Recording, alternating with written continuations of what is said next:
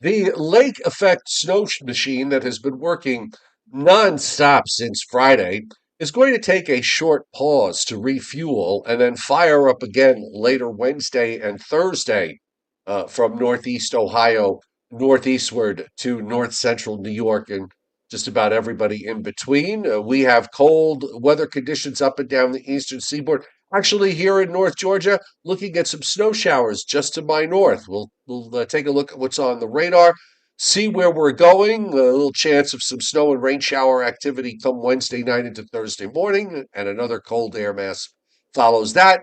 All of this discussed in such incredible detail that it'll make your hair stand on end. And that's right here on the Joe and Joe Weather Show podcast. And of course, you could support the Joe and Joe Weather Show podcast by shopping our referral link to Amazon, which is pinned to the top of the chat board. It's also on the descriptor to this podcast. It's incredibly simple. Just use that link, do your Amazon shopping, and Amazon will throw us back a little bit of coin for sending you there, of which none of that comes out of your pocket. So it's an easy way to support the Joe and Joe Weather Show podcast, and we appreciate all the support that you give us. Okay, I've got snow numbers, Joe. I've got some snow numbers. Um, let's see if you can guess. All right, in Chautauqua County, Joe, um, 54.2 inches was reported in what town? Time's up. The answer is Casadaga, Cassadaga. Okay. Here's another one, which I know you will get. In Cattaraugus County, okay, 3 miles southwest of Cattaraugus, in the town of Cattaraugus, how many inches within 1/10 of an inch did they get? 48.9. Oh, you know what? If you'd have just said 40.9, you would have gotten it. These actually are pretty impressive numbers. These are from the Weather Service in Buffalo reporting. Just taking a couple in Erie County, 40 miles northeast of Angola, 36.2. In Jefferson County, now that's up in north central New York, 4 miles southwest of Barnes Corners, Joe, 65.5 inches. Fort Drum, 63 even. I mean, Watertown, 37.5. Do we, how did, here, Copenhagen, Copenhagen in Lewis County, 1 mile south of Copenhagen, 61 inches. 3 miles southwest of Copenhagen, 65.9. So a little bit of a squall difference there. I mean, I don't even know how to visualize. I've seen 30 back in 2013. I've seen 30, but I was impressed with the 30. I just can't imagine double that amount because that's almost to my shoulders. It's incredible, isn't it? And these people who live in those areas are probably well aware of what they face each winter. And this is probably above and beyond what they normally would expect to see in one single dumping. So I don't know what else to tell you. It's crazy. I mean, some of these figures are double the amount of what New York City would get in a single winter. So Right. it's unbelievable, Actually, unbelievable. if you look at the city's all-time record is 76 inches in 1996. So they actually got a season's worth of a record winter in New York City in just about a season's worth in one event. And that's really it's hard to imagine. And I think equally hard to imagine is the fact that we've got this clipper coming down that's going to go across uh, is going to go up through right along the Canadian border through southeastern Canada, and that's going to set the lake effect machine going again Wednesday night and Thursday into Thursday night. Now, this one's not going to last 4 days, but it could be enough to put down another couple of feet. Incredible, incredible. And when we think about the some of the great lake effect storms, like the one in January of 1977, which buried Buffalo, even more so than what they got with this particular. But that was because the winds in '77 were different. They were not coming from a west northwest direction. They were coming more out of a southwest direction and literally blitzing the entire city with numbers like what we're seeing for other places now. So it all depends upon the wind trajectory. For some of you, just to get 10 or 20 inches would be an unbelievable amount. But again, as Joe just mentioned, we're seeing amounts of, 40, 50, 60 inches. It's crazy. It just absolutely is It crazy. is. Well, we missed our opportunity. We've been saying for years to go up there during a lake event, a lake effect event, and just bringing lawn chairs and plopping them in the ground and just facing toward the lake and just taking it all in. I guess we'll have to wait for the next one. Yeah, Leon Lindenhurst says that he listened to WKBW at night. Somewhere in my archives, I made an air check of some of the reports out of KBW during that '77 storm. I remember one guy saying, "All social events in the city are canceled," and that pretty much said it all right there in terms of the blizzard in Buffalo. And if I recall, New York City was under a blizzard alert or a blizzard advisory, and not so much because we were going to get a tremendous amount of snow, but because the storm that brought all of that snow to western New York spun off a cold front, and the cold front had a narrow, albeit concentrated like squall line of snow, which was going to come across the city. Alan Casper on looking at the radar that night referred to it as a stick of precipitation. It came on through, and then right after that, the temperature fell precipitously. I mean, I remember the following day in New York City, it was difficult to get the temperatures much above 10 degrees, and add in the winds, which were blowing at like 30 miles an hour, and it was an incredibly cold, brutally cold, deadly cold day. I remember it was a Friday into a Saturday. I remember that very well. I hard to Yeah, believe it's almost 50 years ago that that happened. I know. All right. Welcome to everybody on the chat board tonight, and those of you lurking in the background, as you love to do here on the Joe and Joe Weather Show podcast. Well, you can lurk Sunday through Thursdays at 7:35 p.m. The occasional Friday and Saturday when there's a storm around, we'll throw in an extra show or possibly two and rearrange the schedule. None of that is planned for this week, I assure you.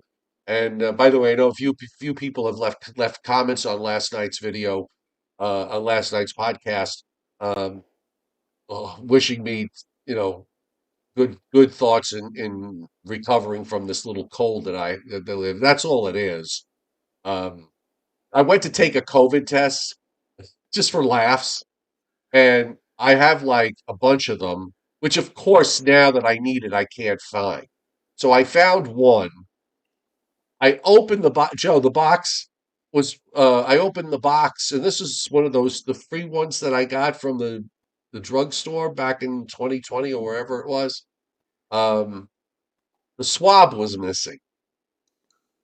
It was like a sealed package with everything in it, but the swab, where you're supposed to stick up your nose.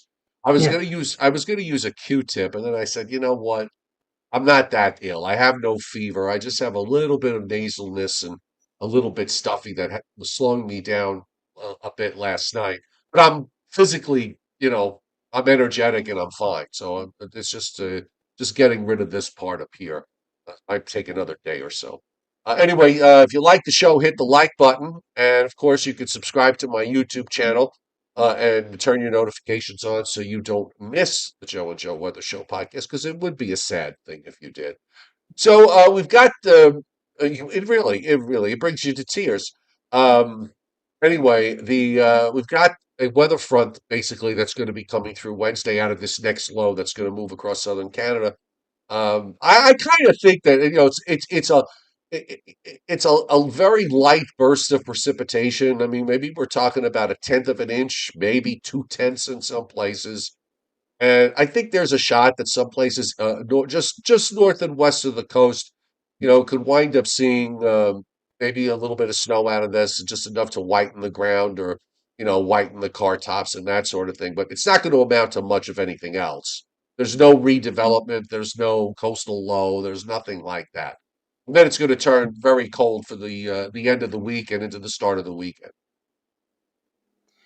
Well, this cold snap, excuse me, this cold snap or this cold air that we're currently seeing here in the Northeast originated in Siberia, um, at least some of it, thanks to a cross-polar flow that pulls air out of Siberia and drives it across the Arctic and then south across Canada and eventually into the United States, eastern United States. And this particular punch of cold air looks like it's going to be with us for the next 7 or 8 days. If for anything else, Joe, it may try to modify a bit in midweek, and then it will be reinforced by a second shot of even colder weather, probably by later on in the week. And in between, guess what?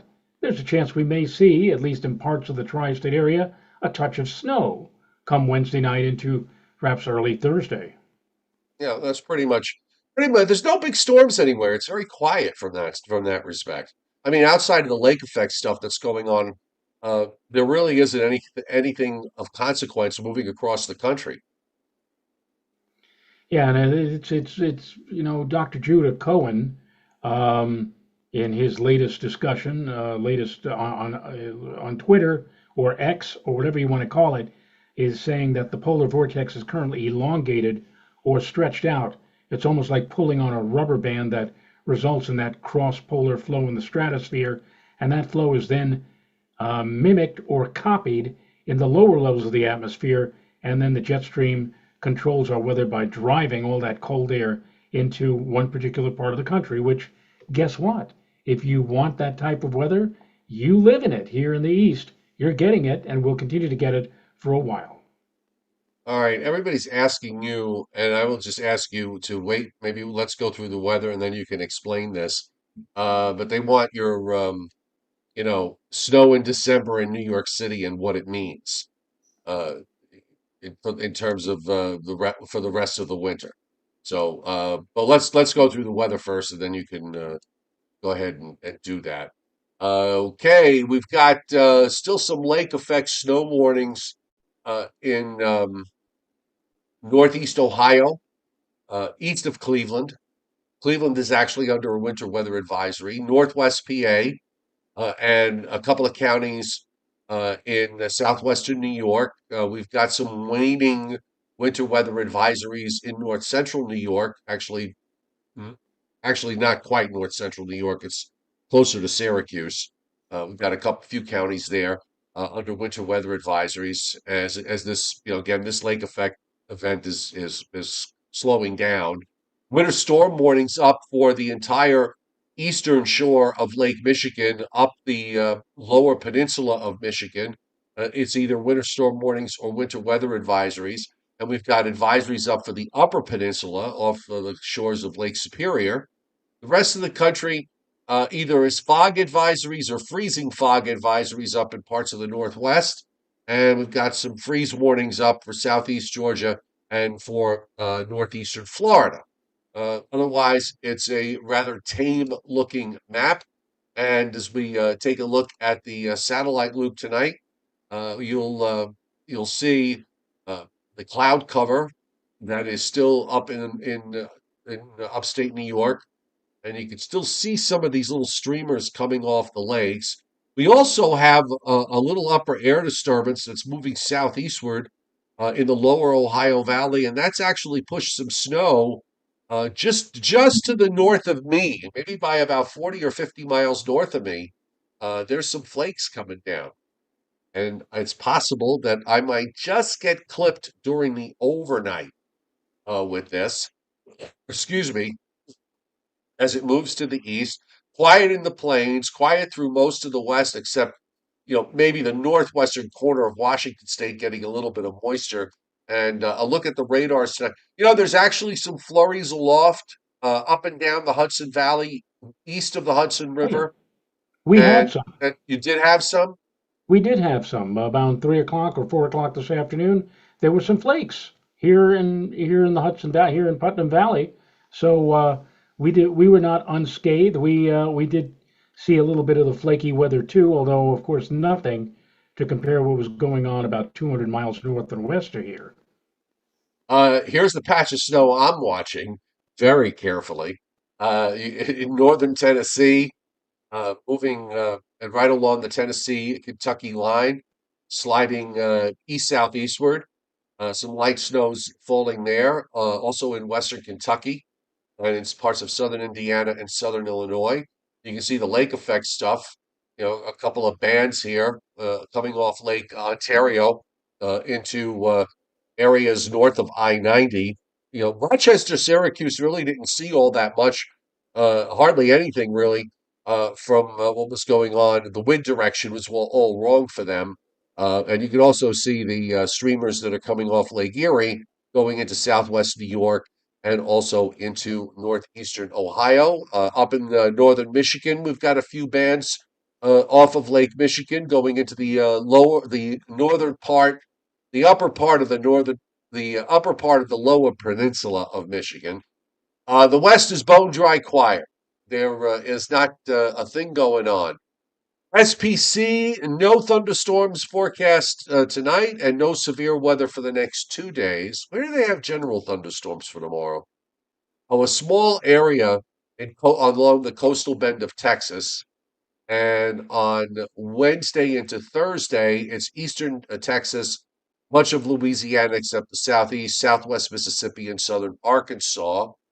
Precip is, pretty much west of the Mississippi. There's hardly anything.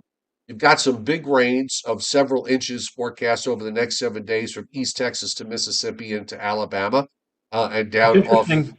It's interesting how the just before you went to this map, you had the SPC forecast that Right. showed the one area of possible convection thunderstorms, which almost exactly matches that area, that red area of heavy precip. That's obvious that they're thinking that a lot of that precip is going to come from thunderstorm activity. You see there, down there. Yeah, here's the SPC forecast. Here is the WPC forecast. Oh, okay. And we know that both offices are avid lurkers of the Joe and Joe Weather Show podcast. Is Yeah. that not? Yeah, we know that they watch this show very closely. Um, Not much precip up and down the coastal plain except for down east Maine, 3/4 of an inch of liquid. I bet most of that will be snow. And also back up into New Brunswick, we're seeing half-inch to 1 inch amounts, and even for Nova Scotia. We're looking at heavy amounts around the Great Lakes because of the lake effect, and some heavier amounts in the Pacific Northwest, although none of that's coming over the next day or two. It's going to be later in the week and going into the weekend for them. WPC also, now this is for Wednesday into Thursday. This is Tuesday. I'm sorry. This covers Tuesday through Friday. But excuse me, in the lake effect areas, there's risk every day this week with regards to at least 2 inches. On the southern end of this, it looks like north of Route 84 is your best chance where they have with a 40 to 50% line, which is the darkest blue, runs uh, Route 80 in Pennsylvania, and then Route 84 going into New York State and into Connecticut. So from there north, there's an elevated chance for maybe a couple of inches. And I was thinking maybe that in Connecticut, north of Route 84, Hartford, places like that, up toward the Mass line for Wednesday night and Thursday. That's probably the area that you might see it, maybe 1 to 2, or maybe a little bit more than 1 to 2, but not much more than two.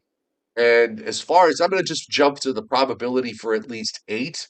So this highlights the lake effect areas again: northwest Pennsylvania, southwestern New York, and north central New York, all showing areas as high as 80 to 100% probability for at least 8. Uh, let's look at 18. Okay. There's an area in southwest New York where we've got a 20 to 30% chance for at least 18, and maybe a 5 to 15% chance in north central New York for an additional 18. And that's according to our friends at WPC. And if we widen this out and go back to two, just to see what's going on in the rest of the country, I mean, it's really all about the Great Lakes and the interior of the Northeast. If you look out in the West, there's absolutely nothing. Little patch there in the southern Appalachians where there's some probability for maybe a couple of inches in the mountains of western North Carolina and eastern Tennessee, but not far enough. Just to my northeast, Joe. Close, but not close enough. It's no question it's going to be cold. Tom Contino was bringing up uh, something on the chat board saying, I wonder who forced Lee Goldberg to mention, and I think he's alluding to Friday. Friday, I think Lee Goldberg said 35 degrees, and he referred to it as bitter. Now, the one thing that should be mentioned about that 35-degree temperature on Friday For is that's the the fact high, that, by the way. excuse me? That's the high temperature for That's it, the high yes. temperature. That's correct. But Right. the one thing that should also be mentioned is that we're talking about winds with that 35-degree temperature gusting at times to over 30 miles an hour. So if you're walking into the wind on Friday, in spite of the fact that it's 35, you would probably have a wind chill somewhere around 20 or 21 degrees. Now, I don't know what you would call that. I certainly have no complaints about calling that bitter. It is not going to be the kind of weather that certainly yours truly would like to be out and about putting up Christmas lights. And believe me, I will not on Friday be doing that. But You might as well. what else are you going to? What other term are you going to use to Yeah, define? I'm kind of struggling with this a little bit because, I guess in my mind, I never really use the word bitter except in the depths of winter when you have days where, it barely gets out of the low teens and maybe nights are down in the single digits. To me, that was always bitter. And then I started thinking about the fact that, okay, a 35-degree high in early December when the average temperature in New York City at that point at the end of this week is probably the average high is around 47 or 46. So I mean, is 11 degrees below normal enough to call something bitter cold? I Well, don't it's know. all relative. It's all relative. If you're going to stand out there and be subjected to winds of 30 miles an hour with a 35-degree temperature, all right. So what else are you going to call it? Blustery? Cold? Oh, it's Well, I mean, cold. you certainly could say you certainly can use you could say it's certainly going to be very cold. You know, 35 in early December for a daytime high is very cold. I mean, when it's supposed to be closer, still not far off from 50 would be, the normal at the beginning of the month. Uh, that to me is very cold. I don't know. Bitter to me, I've refrained from using that word. Bitter and frigid to me is like 15 degrees or less. That's, Yeah, well, I that's, would that, agree. I mean, not you know, bitterly, but bitter cold. That's the word to use. And yeah, bitter is. I will agree to what many people are saying. Bitter is like, as Maggie P would say, 10 or lower. I don't think, Tom, that the powers that be at ABC called Lee Goldberg into their offices and said, tonight, when you describe the weather on Friday, you use the term bitter. you will. It's, yeah, I guess it was the only thing that Oh, could pop up in Lee Goldberg's head uh, to define or describe. And indeed, it's going to be cold. If it's not cold now, it's certainly going to be much colder here by the time we get to later on in the week. yeah. I mean, I've been out of a newsroom environment for 5 years now, and you have too. I mean, I can't imagine, getting a phone call from a boss saying, "You will use the word bitter tonight, right?" You know, you do want a paycheck next week, so you will use the word bitter. I just don't think that that happens. The funniest thing I've ever heard was from, and I guess I'm going to assume he's long gone or passed away. Some of you may remember on WNBC Channel 4 a reporter by the name of Jim Van Sickle. And Jim Van Sickle in 1974, January of 74, the astronomy club that I belonged to, the Amateur Observer Society, we were on the 86th floor observation deck of the Empire State Building looking for Comet Kohoutek, the comet that supposedly was going to be the comet of the century, but turned out to be a real bust. But there we were out there with our telescopes. The temperature had to be, the ambient air temperature had to be something like 25 or 30 degrees, but the winds were roaring. You know, we were like 1,000 feet above sea level on the 86th floor. They were roaring at 30 or 40 miles an hour. Now, here's that Jim Van Sickle is standing out there with his cameraman waiting to do a live shot and interview us on the Empire State Building. And, you know, I need not tell you how all of us were feeling at that moment as we were waiting for the live shot to begin. One of the one of the uh, one of the people who was with Jim and the cameraman came outside with a styrofoam cup and tried to hand it to Jim Van Sickle and said, "Here, Jim, you want some hot coffee?" And Jim Van Sickle looked at the guy, looked at the coffee, and uttered an expletive and said, "Blank the coffee, call a priest." Ah, oh God, Again, that's too funny. it wasn't 10 degrees. It was in the 20s. We had a roaring wind, and it certainly was not in the parlance of what many people on Japan say. It wasn't bitter cold, but I don't know what the heck you would have called it, because by the time that live shot was over, everybody was running back inside. It's whoo. Too funny. Well, I was just, by the way, I was running through maps while you were talking, and I just pulled up the Les Vortex Polar at 10 millibars in the stratosphere, and it is a bit elongated at the moment, or it is you know what's today? Monday? Monday the 2nd. Okay, so it's elongated even as we speak. And what happens is I mean, it's still kind of stretched. It sort of migrates up northward, north between Greenland and Siberia next week, and then it kind of starts to drop down again a little bit after, right toward the end of the forecast period. I mean, it does suggest that this cold shot, this cold stretch that we're in right now, which will probably last, certainly through the end of this week and maybe and still be hanging around this weekend before things start to moderate. And I was looking at that, and then looking at the and Campbell's uh, going forward. It does seem that the upper air pattern normalizes a bit as we move into, there's one more trough that comes in the east around the 11th and 12th. But then we just kind of, I mean, there's like there's some ridging in the east. It's not crazy ridging. And there's some troughing going back to the west, but it's not crazy troughing. It just seems like, a more normalized west to east pattern.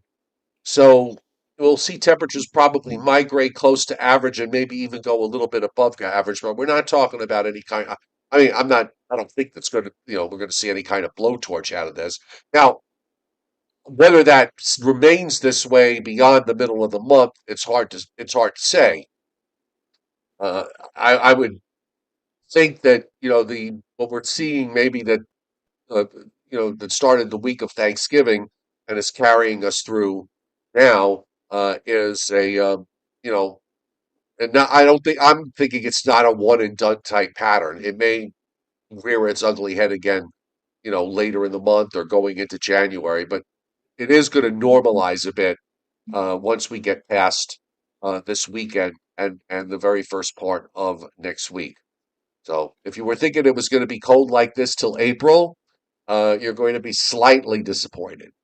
So in the meantime, we keep getting, we got these divers. Here's the one for Wednesday. And by the way, it's going to get windy come Wednesday night and particularly Thursday. There's a front and the upper trough that comes through. I'm wondering whether when the upper trough comes through sometime during Thursday morning that there might be might produce a burst of snow for somebody as it goes by. But then it's going to get it's going to be pretty windy Thursday and into Friday morning. So if the temperature of 35 is for a high is not your idea of bitter, I think it is going to be a pretty windy and cold day. And then we go into the weekend. The trough pulls out, another upper trough, and another weather system come through. Looks like sometime on Sunday. Uh, that's not going to be as strong as the one for Wednesday, so maybe there's a snow shower with that, maybe not.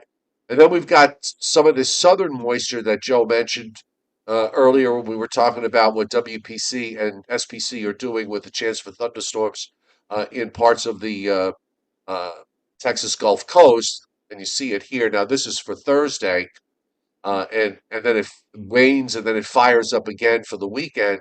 That runs up northeastward with a little bit of moisture. It looks like some kind of lead low comes out, and that might be real, it might not be. And then something more important comes out the middle of next week, and that looks like it's going to bring rain up the coast and also to the lake effect areas that have all that snow cover on the ground. They're going to get some rain maybe coming their way.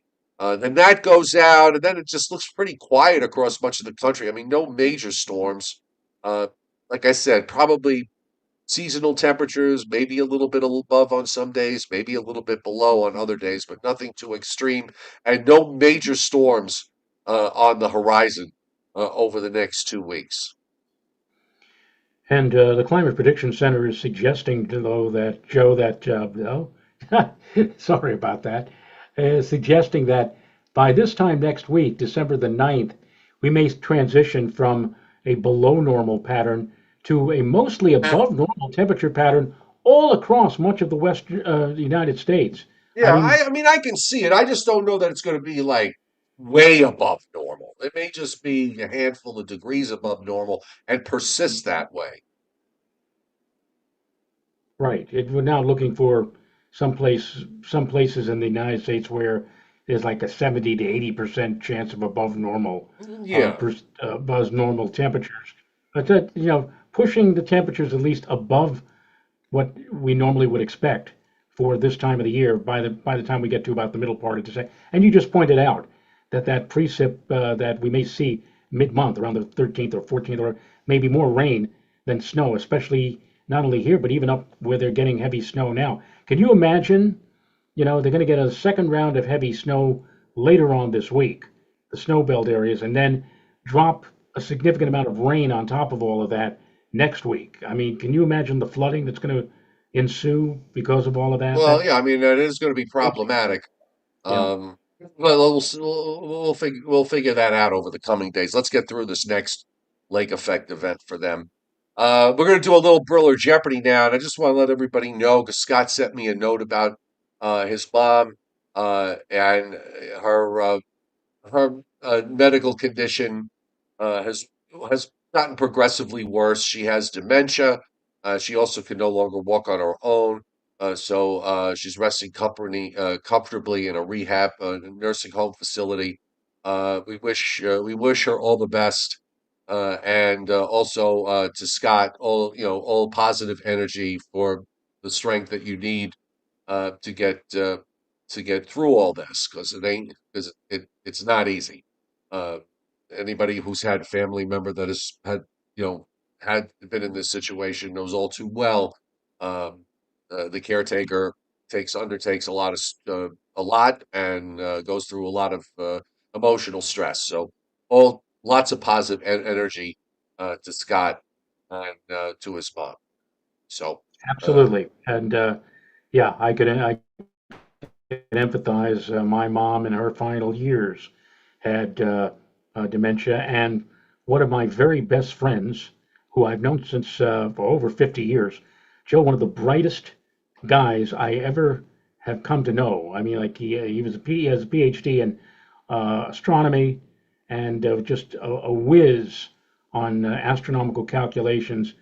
Glenn Schneider, an emeritus now, professor at the University of Arizona, and sadly, he ended up contracting Lewy body dementia, which basically is that everything, all your entire mind, it's like a bucket of sand, and the sand is just pouring out of a hole, and you're just losing it every day. There's no way of recovering any of that. And now Glenn is into his like third or fourth year of this. And yesterday on CBS News Sunday Morning, and I didn't know this, but Ted Turner, the great Ted Turner, also has Lewy body dementia, and he's been out of sight now for the last several years. It's horrible. It is horrible to have. Um, I sometimes say to myself, if you had the choice between having a muscular disease like muscular dystrophy and not be able to move, or Lou Gehrig's disease, I mean, you still have your mind, but you just don't have your ability of being able to move or right. That versus having your ability of being able to move and do things, but just simply you don't have your mind anymore to work with. I don't know what's worse, but it's it's Yeah, it's that's it's horrible. horrible. That It is is horrible. horrible. All right, Joe, really quick. Well, let's do Briller Jeopardy first, and then just do your Central Park 3-inch theory, and then we could wrap it up. So we're in the month of December. So we have let's see. Um, okay, what was these are New York City Central Park questions. What was the warmest temperature ever in December at Central Park?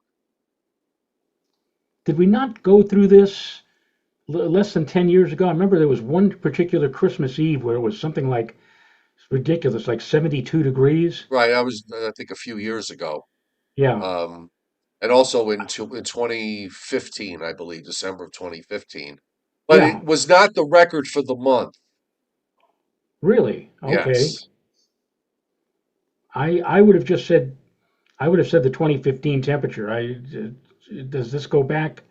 Does this go back into the early 20th century, even into the Well, 19th century? no, no, no. It's not. Doesn't go that far back. We do have a few more people on the chat board that have gotten it. So you said 70 what, 2? I said 72. So Steve Lapointe, Tyler Fienga, and Rich Rothmansky all coming up with 75. And 75 is the temperature. It was in December 7th, 1998 that it was 75. What was the No, I coldest? remember my little girl.